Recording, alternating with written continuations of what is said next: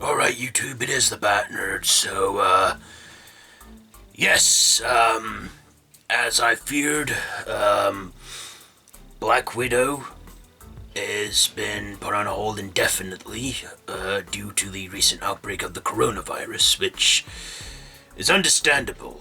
Now, look, I know this is a disappointment for us all, because we're looking forward to, the Phase 4 and everything, but do you really want to put yourself at risk by going to the theaters and, when theaters making a low income on movies and, basically, is it worth putting all your health at risk? No, I don't think it is. So, stay positive. In the long run, we will get to see these movies come out and we will get to see them in theaters. It's just gonna have to be a lot later than expected, okay? So, because of this coronavirus outbreak. All I can say is stay safe, stay positive, stay safe, and we'll get through this, okay?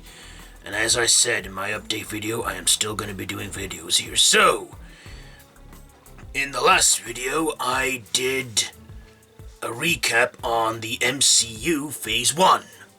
So now it is Phase 2 that we are on, so let's get going. So, MCU Phase 2 recap. If you haven't seen my Phase 1 recap, it will be linked in the cards above here or at the end of this video. So let's go. So, Phase 2 kicks off with Iron Man 3.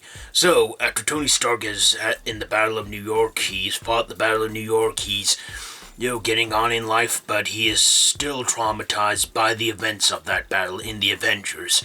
And, is having trouble trying to keep in touch with his Iron Man life and his Tony Stark life, and then there's this evil threat called the Mandarin that are up to no good and are causing chaos and trouble everywhere, and including Happy Hogan. He gets put in hospital and is in a coma and it's touch and go, so Stark goes out to take matters into his own hands, find the Mandarin, only to his surprise, the Mandarin that he sees is just an actor played by Ben Kingsley, and then the real Mandarin is his arch rival, who's played by Guy Pearce. I can't remember the character's name now, but he is the Mandarin, in a big twist that made people rage quit. Also, it's a Shane Black movie, this one, and Shane Black, he likes making action flicks set on Christmas time. Okay, so, next movie, Thor: The Dark World. So Thor comes back into Jane Foster's life. There's these creatures called Dark Elves, led by Malekith, who is the leader of the Dark Elves and is evil, and is doing all these terrible things. And then there's this sludge, which is actually the reality stone that Jane Foster gets exposed to, and these elves want it, etc. Anyway, Thor stops these elves and the Dark World, and the reality stone gets saved. Then in a mid-credits scene, the Asgardians take the reality stone to the Collector, and in a post-credits scene, we see Thor return to London to, run for Jane to sweep Jane off her feet while some monster is still loose in London. Okay, so next, Captain America, the Winter Soldier. So Steve Rogers is now working for S.H.I.E.L.D. He's, Captain America still, saving the world. And then next thing, there's these Hydra agents, an old friend of Nick Fury, who's played by Robert Redford, Alex something, I can't remember his name right now. He is, evil and is a Hydra agent. And also, S.H.I.E.L.D. collapses due to all this, and also we see the Winter Soldier, which turns out to be Steve Rogers' old friend, Bucky Barnes. Anyway, he fights Bucky Barnes. This also introduces Falcon as well, played by Anthony Mackie.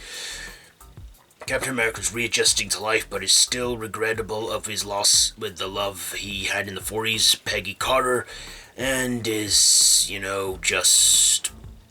adjusting to life well. Anyway, in a mid-credit, he stops the, Hydra, and S.H.I.E.L.D. collapses. Nick Fury goes and lays low. Steve Rogers and, Natasha Romanoff, Black Widow, also do the same. In a mid-credits scene, we see some Hydra base with Loki's spear, which has the Mind Stone in, and we see that they've done these experiments on these two twins, which are Scarlet Witch and, Quicksilver, which leaves things in place for Avengers Age of Ultron.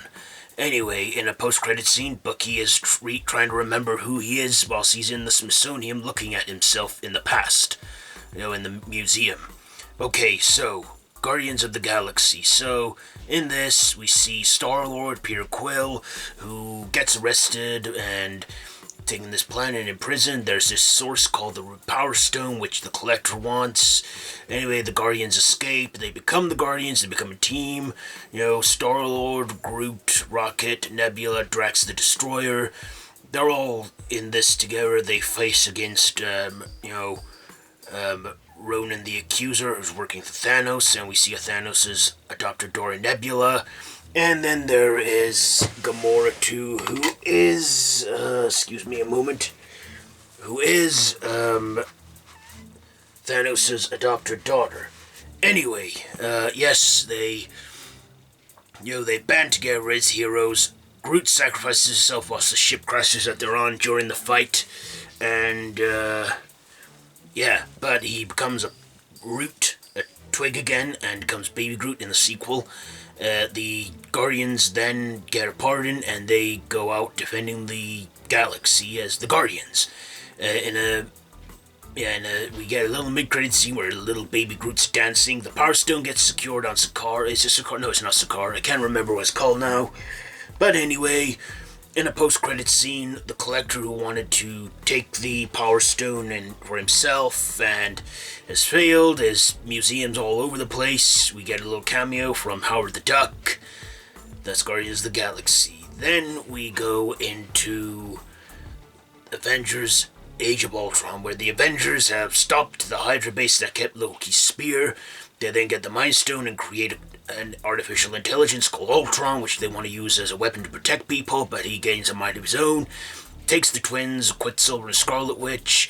At first they're on his side because he wants to wipe out man and take this world, etc. The Avengers have to band together. They go their separate ways after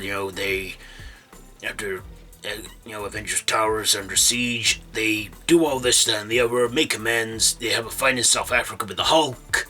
And then, after the twins realize what Ultron's trying to do, they then band together and join the Avengers. Thor awakens Vision, who was a clone, an android that Ultron was going to put himself into to become a living organism because of a machine they made in China that was, healing people, and they healed Hawkeye, wherever. Anyway, the Avengers then to go to Sokovia to fight Ultron. They have this huge battle. He takes this town up, which he's going to impact on Earth and destroy humans. The Avengers stop him. Ultron gets destroyed by Vision. Hulk, he stays on a jet, and we all know what happens to him. Phase 3, he goes to Sakaar. The Avengers, then, call it a day. And Captain America, just at the end, tells the Avengers that have stayed over. Stark and Thor have gone back to their worlds. Well, Thor's gone back to Asgard. Stark's gone out to do his own thing. So in a, then that's it. And then as Captain America is about to say Avengers Assemble, we only hear him say Avengers. Anyway, in a mid-credits scene, we see Thanos walk into a vault, get the Infinity Gauntlet, saying he'll do it himself without the Infinity Stones in, because this is where he's going to start getting them, because he says he's going to do it himself. Anyway, Phase 2 wraps up with Ant-Man, so Scott Lang gets released from prison. He's putting his past behind him of breaking into places and stealing stuff, till he is convinced to do one last job where he breaks into Hank Pym's house, finds what he thinks is a biker suit, but it's not. It's a shrink suit, and turns out Hank wanted him to break in and is testing him and is training him to be Ant-Man. And then he becomes Ant-Man. Then there's this villain Yellow Jacket who's just corrupt and wants money and power, and etc. And Ant-Man stops him and shrinks by going in the quantum realm to stop him, but then finds a way out of the quantum realm, and then he, becomes a different person. People love him. His ex-wife, his ex-wife's husband, his daughter. Yeah, he's got it all going for him. And then, in the mid-credits scene, Hank shows his daughter, Hope Van Dyne, the Wasp suits, anything's in motion for Ant-Man and the Wasp. Then, in the post-credits scene, we see, Steve Rogers and, Sam, in this place with Bucky, and that's setting things in motion for Phase 3 for Captain America, the First Avenger.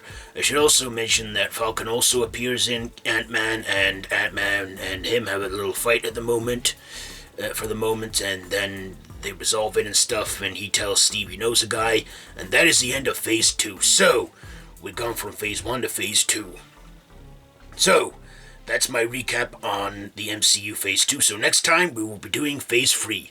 I thought because there's a lot of movies in Phase 3, we'll break this into 2 parts. So, it'll be Phase 3 Part 1 next, where I'll be recapping from Captain America Civil War to Thor Ragnarok. Okay, so yeah, that's it for this video. If you like this video, be sure to give it a big thumbs up, share with your friends, subscribe to my channel if you haven't already, and hit that notification bell. All of my social media links are down in the description below, so yeah. So, until next time, stay safe, wash your hands, and we will get through this coronavirus, together as one. So yeah, stay safe, and until next time, Banner out. Yes.